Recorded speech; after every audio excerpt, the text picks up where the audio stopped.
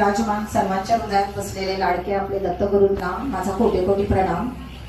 मी झाले इथे आल्यानंतर माझ्या सर्व शक्त्यांचा म्हणजे मुक्ती भेटली आणि आमच्या जीवनामध्ये अनेक प्रॉब्लेम होते.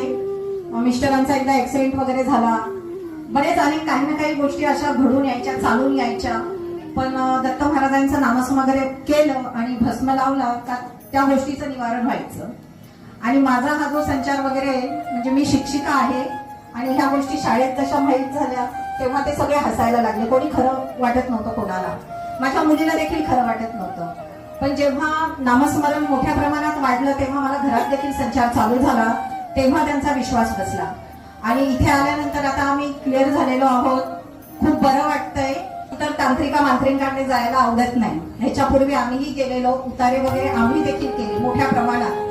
आणि असे उतारे केले का ते आठवले तर आता भीती वाटते. इतके अघोरी प्रकार ते करून घेतात.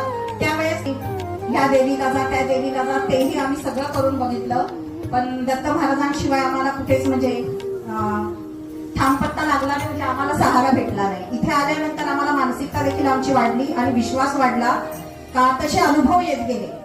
आणि त्यामुळे इतका विश्वास वाढला का आता आम्हाला कुठेही जाण्याची गरज वाटत नाही.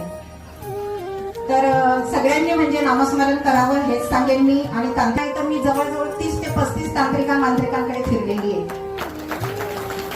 म्हणून कधीच जाऊ नये, दत्त महाराजांचा नामस्मरण करा, त्यांना शरण जा, सगळे प्रॉब्लेम सुटतील.